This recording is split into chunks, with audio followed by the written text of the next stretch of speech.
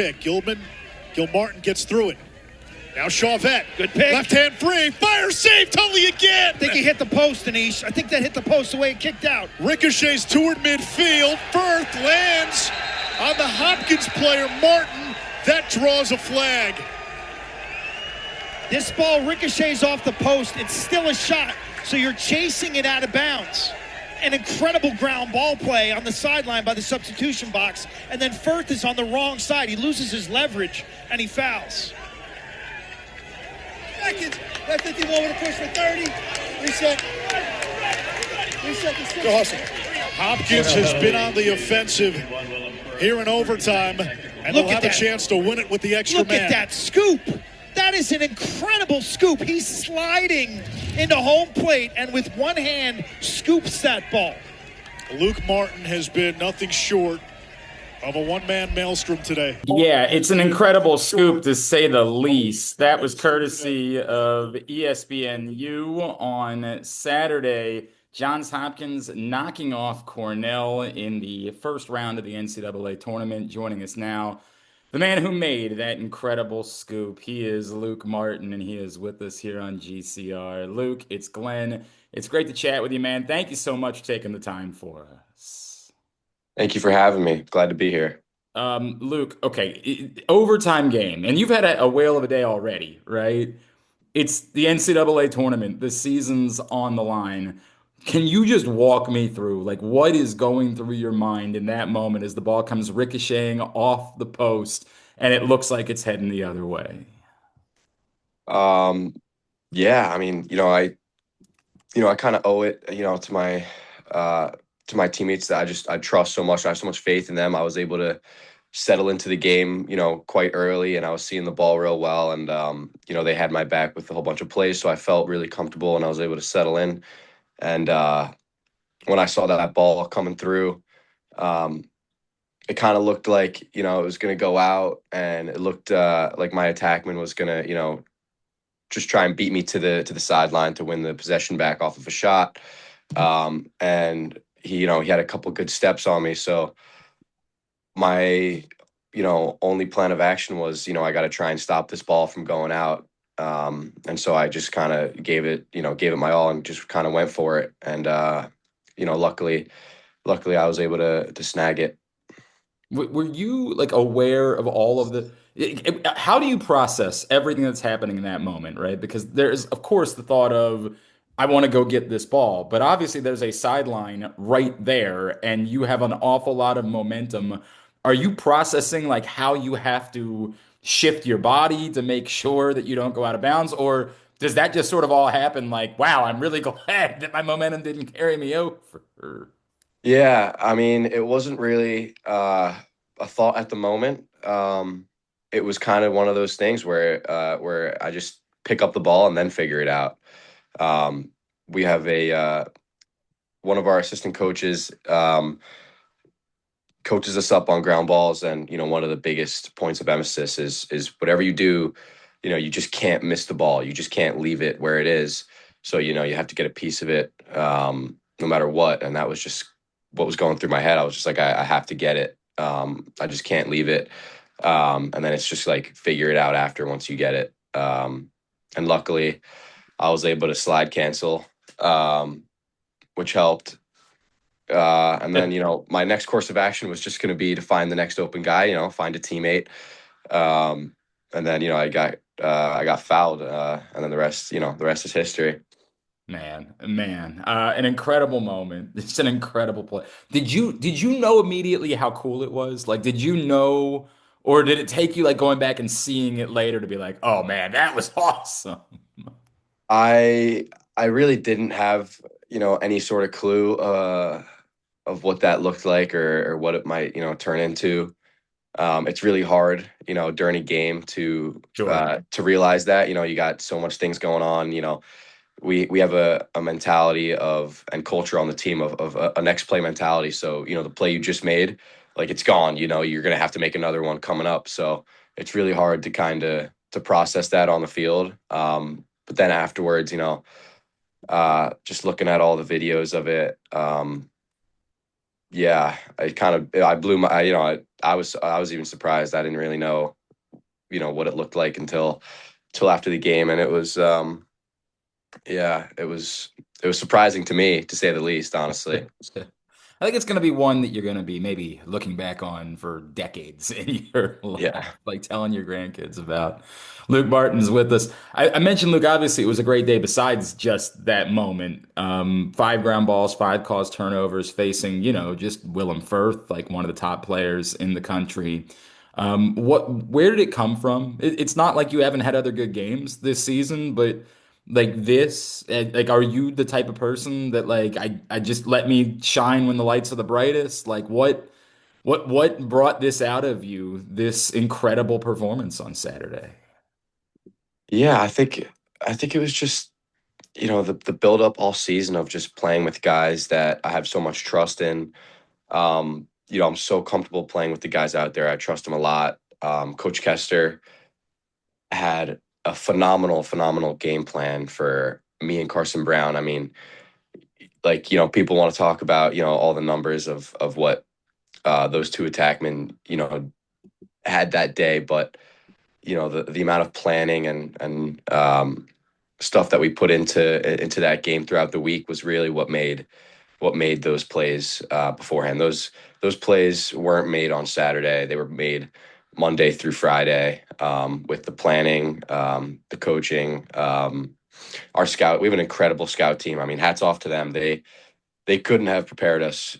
They couldn't have prepared us better. I mean, I think we have one of the best scout teams in all of college lacrosse. They are all, hard workers. They buy in. They really try and study what they're supposed to be doing. Trying to give us the best look that they possibly can. I have a tremendous amount of respect for those guys, and they really prepared us well. We had a good plan going in there. The comfortability with my teammates, they had my back. I've got theirs. Um, it's lacrosse in May, right? So, playoff lacrosse, you just have to want it more than the other team. And I think our team's bond and connection and brotherhood, the way we trust each other, the way we look after each other, I think that's ultimately what led to those plays being made on Saturday. I wanted to bring up obviously Luke Martin with us from Johns Hopkins. He's getting ready to go home this weekend to take on Notre Dame in the quarterfinals. The number of close games against good teams, right, that you guys have been able to get on your side, right? Whether it's the Maryland game, Penn State, and even early in the season against Virginia, now obviously the Cornell game. What is it about your group that in these close games against really good teams, you're able to find a way? Yeah, I think it's just consistent messaging from the leadership. I mean, Coach Melman's done a great job, and Coach Kester, our coaching staff as a whole, as a matter of fact, they just do a great job of keeping our heads in the game. Like, no matter what happens, like, it's only it's only the next play that matters. You only have to make the next play, staying disciplined, staying the course, trusting that your boys are going to have your back, trusting that things are going to go your way eventually if you just keep on staying on the path. Not trying to do too much, letting the game come to you. Um, and we have a fantastic captain and leader in Quentin Kilrain that he's just always like, next play, next play, it's all right, next play, just trust each other, talk to each other, next play. um and that's really what it is. I mean, it's just patience, letting the game come to you. um One of the things I often look back to is the Loyola game my sophomore year. Hmm. We were down, and it wasn't really looking too good for us. We were down like the whole game, wasn't really looking too good. Um, and I remember there was a grad student at the time on our team, um, Jack Monfort, and the entire game, like, I was, kind of in the zone and like locked in and very serious. And he was smiling on the sideline and staying nice and loose. And he was talking to me, keeping me loose. And it was just his, you know, undoubted belief that no matter what, like, we're gonna win this game. And I kind of took that lesson from him is, you just got to have that belief and you got to have that looseness about you. Because let's say you start getting in your own head, you grip your stick a little tighter, and that's when mistakes are going to happen. That's when you're going to try and do too much. I even look back to the Virginia game this year. I mean, we were down, what, 7 goals, and we came back in the second half. That was just, we like to call it chipping away. You just make one play at a time, chip away at the game, trust your boys, make the simple plays, and eventually things will go our way. That's awesome, man. That is really cool. I mentioned you're going home. You get to head back up to Long Island this Saturday. Task does not get easier, obviously, against Notre Dame, one of the best teams in the country.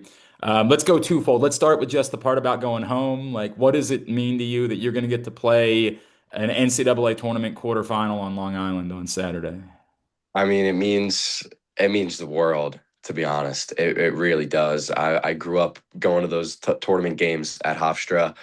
I went to St. Anthony's. We played our championship games at Hofstra against Chaminade. Um, it just means the world that I'm able to play in front of my home crowd, on Long Island. The place where, I really just fell in love with the game, the place that's given me so much. Um, yeah, on a field that I have so much history on, it really does mean the world, and I can't wait. I just don't know this. Tell me the story. Your entire family has come here to play lacrosse. Like everyone in your family has Yes. ventured down south for your lacrosse career. Like what is the story? Why has it worked out that way? So so both my parents went to Loyola University. Yep. My father played on the Loyola lacrosse team in 93 and 94, graduated in 94. My father had a fantastic career at Loyola. I mean, I find some of the old, vintage videos of Loyola on YouTube. There's this account called Vintage Lacrosse, and they post those Okay. videos. So when I was in high school, I was able to actually like see him play because I was on my iPad, and in high school probably should have been paying attention to class, but I was watching the I mean, I don't '93. know, bro. You got into Hopkins anyway, so I'm Yeah, pretty sure it worked out. yeah, I was watching the '93, '94 games that were on there from him, and like it was super cool. So my parents, they met at Loyola, and then my oldest brother Drew, um, he was like really good. Like he's like kind of where I get my hands from for lacrosse. He was very talented. He ended up going to United States Air Force Academy. Then he transferred out of there and went to Towson, finished up, graduated from Towson, had a good career there, and then took a grad year back on the island at St. John's, and he absolutely loved it. It was a great ride for him. I enjoyed watching him play all the time. He was so exciting to watch play. And then my middle brother, Brett, who's 3 years older than me, Yep. he came to Hopkins. He was a senior when I was a freshman. He was one of the best Georgia State team middies to ever come through this program. And I couldn't be more proud of him and what he accomplished here. He helped me through so much here, taught me so much. Really did a phenomenal job of preparing me for my career here and big games and how to persevere through things and how to lead. Um, so I was just the family that loves to like live down here in Baltimore, I suppose. My father grew up in Edgewood, Maryland, as well, which is like Yeah, 45 minutes north of school. I still got my grandparents that live up there, so it's nice. It's nice that having is them close cool. by. That is cool. It's not going to be easy, as I pointed out. Obviously, like we all know just how good Notre Dame is, right? Like, what does this take on Saturday for you guys to go do this and march on to championship weekend? Yeah, it's gonna take every single one of us, on the field, off the field. Everyone's got to bring their best game. Everyone's got to bring their energy. Everyone's gonna have to be locked in. It's gonna take good practices, every single day. Our coaches like to say not a single casual step on this field. And that just means that you're doing everything with intent and you're doing everything to get us to where we need to go. Um, and that's really what it's about. Everyone buying into every single thing that we're doing. Notre Dame is obviously a very well coached team. They have a lot of talent, a lot of good athletes. Um, it's going to be a good game for sure. I know it. I know we're coming up with a good game plan. I trust the boys out there. It's going to take us just being the tighter team and the team that wants it more on game day. Are we perhaps going to see like the Luke versus Luke matchup on Saturday between you and Luke Miller? I not sure yet. Yeah, We've I know yet you can. to. I guess you can't give away the matchup plans. Maybe at some point during the course of the Yeah, game. I mean, we'll see. We'll see Yeah, Saturday. You know, yeah, we'll see the team that we roll out yeah. Saturday, and then we'll take it from there. I completely get that.